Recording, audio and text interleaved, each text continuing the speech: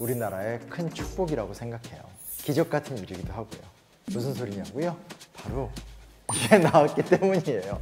너무 역사의 시간과 공간을 지도 위에 펼친 책. 18년 만에 각종 주제와 각종 사료를 이제 업그레이드해서 아틀라스 한국사 전면 개정판이 출간됐습니다. 한국교원대학교 역사교육과 교수진이 또 닥치었다. 이 아틀라스 시리즈는 역사책 시장에서 독보적인 위치를 갖고 있어요. 왜 독보적인 위치를 갖고 있냐면 지도가 엄청 디테일하잖아요. 근데 이게 그냥 통상 만드는 디자인작으로 만든 게 아니에요. 실제로 20년 전에 사계절 출판사에서 이런 정말 좋은 양서를 내고 싶다라고 목표를 세우고 원하는 지도를 생성할 수 있는 독자적인 프로그램을 개발한 거예요. 보세요. 이게 이제 지금 고려시대 지도예요. 우리 국사 교과서 같은데 무슨 도 이렇게 조그맣게 옆에 하나 붙어 있잖아요. 몇 년에 어디에 누가 막 구체적으로 아주 디테일하게. 일본군의 남선 대토벌 과정들 이런 건 아예 안 나와요. 전 처음 봤어요. 글로만 읽었었거든요. 그래서 의병들을 토벌하는 과정에 대한 전개도도 나오고요. 뒤에 가면 5.18 당시에 계엄군과 신인군의 싸움과 그 저항도도 다 도표로 최신 학계 연구 경향을 반영해서 좋은 내용을 담을 수는 있지만 이런 디테일한 지도의 힘, 도표의 힘 이거는 비견될 수 있는 책이 아예 없었는데 기존의 책이 이제 업그레이드가 딱 되게 된 거죠.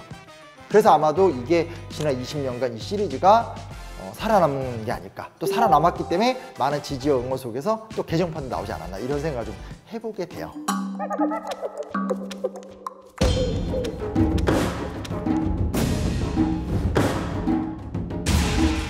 어찌됐건 이 책의 가장 최고의 장점이라는 것은 챕터마다 지도가 들어간다는 거고 이 지도가 한국만 나오지 않고 주변 지역이 같이 나와요. 그래서 그 시기 때 우리가 무슨 일이 있었을 때 그 주변 지역에서 무슨 일이 있었느냐를 동시에 딱 볼 수 있게 해주니까 한국사 교과서지만 세계사 교과서를 겸하게 되는 거죠.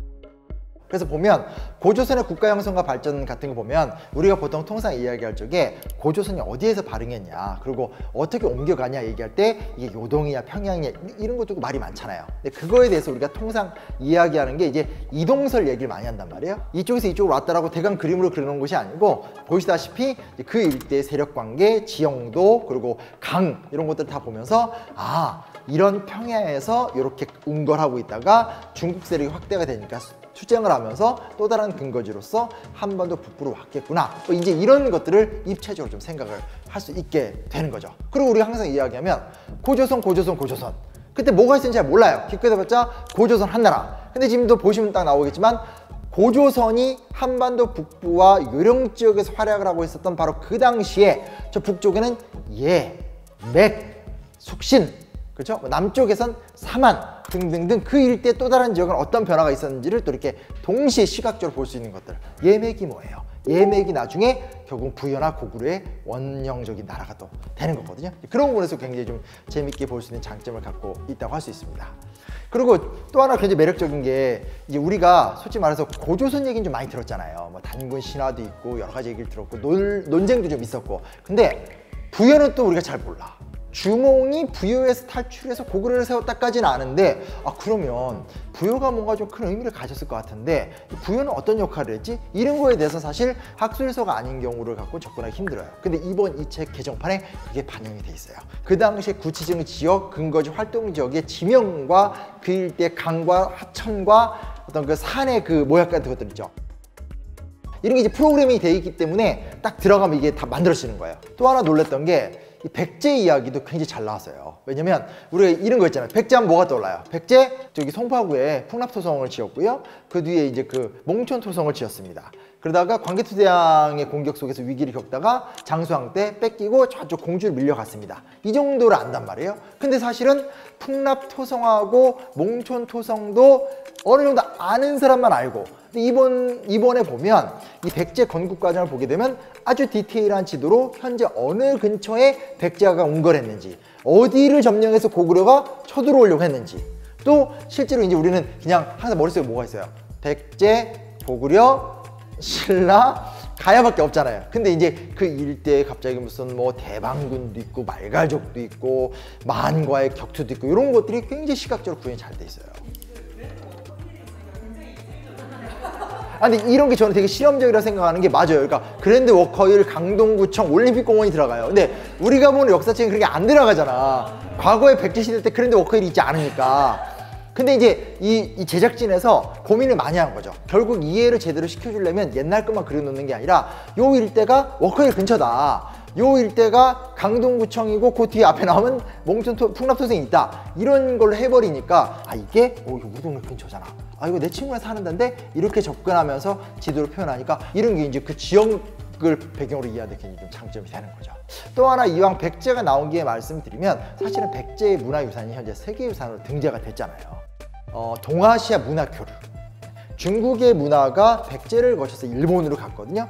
그런 것들에 대해서 굉장히 국제적 인정을 받아서 이게 세계유산으로 등재가 된 거예요. 이 관련된 특집 코너로 백제의 해상을 통한 대교섭이라는 챕터가 아예 따로 딱 나와요. 근데 제가 정말 깜짝 놀랐던 게 뭐냐면 중국에서 백제를 거쳐서 일본으로 갔다고 하는데 이 지도에 보면 일본으로 대강 가지 않고 일본의 세토네이를 따라서 쭉 가요. 세토네이 하면 이제 한국 사람들 입장에서 그게 뭐야 이렇게 느낄 수 있는데 큐슈와 시코쿠와 혼슈 사이에 세토네이라는 우리로 말하면 한강 같은 이 내해죠. 바다가 흘러요. 그 근처를 통해서 오사카도 거기에 있고 좀 안쪽으로 들어가면 교토, 도쿄 다 거기 있는 거거든요. 일본의 문물 교류에 되게 중요한 지역인데 지금 이 지도를 보면 백제가 중국의 이쪽 지역과 문화를 교류해서 받아들이고 다시 그 문화를 이 루트를 통해서 세토네이를 통해 들어갔다. 이런 책은 아예 없어요. 왜냐면 저도 공부를 하면 사람들을 이해시켜야 되니까 먼저 저도 막 노력을 한단 말이에요. 근데 저 같은 경우는 사실은 주로 글로 된 걸 읽잖아요. 그리고 학술서가 오히려 설명이 더 부족해요. 이 정도는 알잖아. 이게 되게 많단 말이에요. 그러다 보니까 제가 이제 주로 많이 하는 게 뭐냐면 이제 구글이나 네이버 같은 앱을 갖고 계속 하면서 찾는 거예요. 그럼 찾다 보면 이게 중국어 발음이 있죠. 또 이렇게 세토네야죠. 그럼 우리나라 세토 피자집 이런 게 검색이 돼버리면 이게 정말 할 때마다 너무 힘들고 그러면 이제 영어 구글 들어가서 검색하고 막 이러거든요. 그런 부분에 대해서 이 책을 딱 한번 그냥 봐버리면 근본적인 게 해소가 되는 거죠. 그러면 이게 정말 무서운 게 뭐냐면 제가 지금 와서 계속 지도에 이야기하는데 시험 시간에 보는 그런 지리 말고 지도가 중요한 게 그게 감각인 거예요. 세계를 바라보는 감각인 거죠. 근데 이게 저는 되게 중요하다고 생각해요. 왜? 얼마 전에 예를 들면 드라마 수리남이 떴잖아요. 수리남이 떴었을 때 저부터도 어떤 남자야? 그러니까 수리남, 수리녀 처음 들어봤잖아요. 근데 이게 뭐지 하고 보는데 알고 보니까 브라질 옆에 있고 콜롬비아니까 우리가 브라질하고 콜롬비아랑 미국은 알고 있잖아요. 그러니까 수리남의 위치를 알게 되면서 이 드라마에 몰입이 된단 말이에요. 이런 것처럼 지리와 지역을 감각적으로 느낀다는 건 어마어마한 힘이 되는 거예요.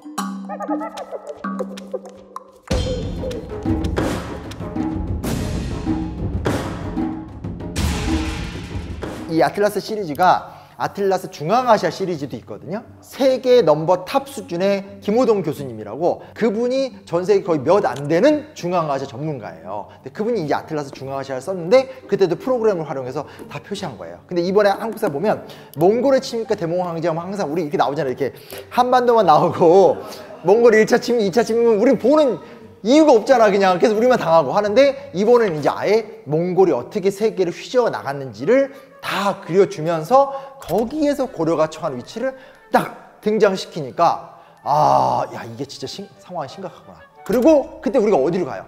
강화도로 도망가잖아요. 그때부터 오랫동안 버티면서 강화도에서 간척 사업 같은 걸 많이 했거든요.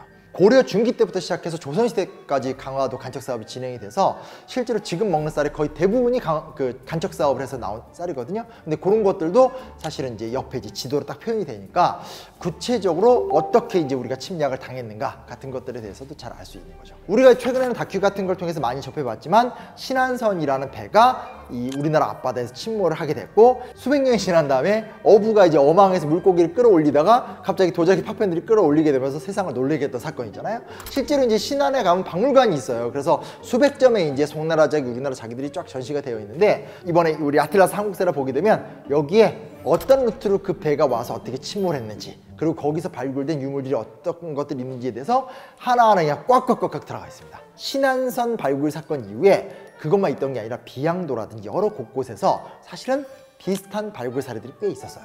근데 그거를 하나하나 디테일하게 담았죠. 그래서 사실은 박물관 최근에 가는 게 아주 트렌드인데 이 박물관 갈 때도 이 책은 굉장히 큰 도움이 된다라는 말씀도 좀 같이 말씀드리고 싶었어요. 자, 그럼 이제 대충 느낌 오시죠? 아, 이 고대에 대해서도 굉장히 잘 그렸다. 그리고 세계사적 지도랑 같이 본다. 근데 이 책 진짜 다루기 잘했다 라는 느낌을 딱 받게 된 개인적 이유가 있어요. 그 이유가 뭐냐? 혼일강리 역대 국도 지도가 나와요. 이거 보신 분들 있어요. 우리나라 방송에 워낙 많이 소개가 되고 현존하는 동양에서 가장 오래된 고지도예요. 그런데 안타깝게 이게 현재 일본이 소장을 하고 있어요. 근데 이제 이 지도의 되게 중요한 측면이 뭐냐면 여전히 중화세계이긴 한데 보면 우리나라가 굉장히 크게 그려져 있고 동국으로서의 자존의식, 중국과 대등하다라는 개념도 여전히 드러나 있고요. 아프리카부터 시작해서 유럽까지 지명들이 다 나와 있어요. 이게 조선 전기 태종 때 그려진 지도인데 이러한 지도가 그려질 수 있는 배경은 조선 전기까지만 하더라도 원제국, 그러니까 몽골 제국이 세계를 지배했잖아요. 몽골 제국을 통해서 이 세계의 정보가 다 들어와서 그 정보가 조선 전기 때 활발히 유통이 되고 있었다는 증거고요. 혼일이라는 개념이 크게 힘써 하나가 된다는 뜻이에요. 그러니까 무슨 얘기냐? 아직까지 중화도 아니고 아직까지 사대도 아니에요.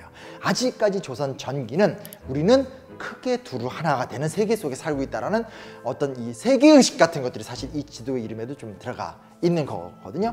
그런 지도를 이렇게 크게 표현한 것도 너무 좋은데 여기 보시면 스리랑카, 나일강, 아라비아 반도, 카스피해, 로마, 이베리아 반도 다 한글로 번역해 적어놨어요. 한자로 써있던 건데 이 정도면 정말 디테일 끝판왕 아닙니까? 그리고 역사 교육과에서 썼지만 어찌됐건 이 사학과 연구 결과에 대해서 정말 치밀하게 추적을 했다고 느꼈던 게 뭐냐? 표류 연구가 들어가 있어요. 사실은 이제 표류라는 게 뭐냐면 우리가 어찌됐건 좀 속상한 이야기지만 우리가 어느 시점부터는 직접 치고 나가서 뭐 교류하고 이런 게 좀 부족하잖아요. 근데 이제 조선시대 때로 오게 되면 사신단으로 갔다가 오키나와로 가려고 했는데 배가 침몰을 하게 되면서 남중국으로 가서 살아 돌아온 사람들이라든지 아니면 어부였는데 난파가 되면서 흘러나가서 저쪽으로 오키나와 쪽으로 갔다 돌아왔다라든지 이런 사람들 종종 있어요. 근데 그런 사람들이 표류했었던 그 자기의 특별한 경험을 기록으로 많이 남겼거든요. 그 기록에 대한 연구가 최근에 굉장히 활발했는데 표류가 가져온 교류와 문화 인식이라고 해가지고 지도도 디테일하게 나오고 그 결과가 뭔지에 대해서도 쫙 나와요. 막 최부와 문순득이 일화 같은 경우들이 아주 일목요연하게 또 설명돼 있고 네덜란드 동인도 회사가 그때 어떤 역할을 했고 이런 걸 보고 나면 그냥 하멜 표류기 네덜란드인 하멜이 우리나라에 왔었죠. 이게 아닌 거죠. 이런 시대 때 이런 사람이 왔고 우리는 이런 경험을 했구나. 통합적으로 이해할 수 있는 그 장점을 확인할 수 있게 됩니다. 아틀라스 한국사를 읽는 이에게 어떤 가치를 줄 수 있을까? 뭐 이런 질문을 해볼 수밖에 없잖아요. 가르치려고 하는 사람한테 구체적인 자료를 줄 수 있고요. 배우려고 하는 사람한테 진짜 실력을 줄 수 있다고 저는 생각해요. 비교도 안 되는 자료. 그 디테일의 끝판왕, 그 노력에 경의와 찬사를 표하고 싶고요. 이런 출판사가 있는 한 이런 작가들 계속 배출될 수 있다. 저도 계속 열심히 하겠습니다. 정말 추천한 책입니다. 아틀라스 한국사 시리즈.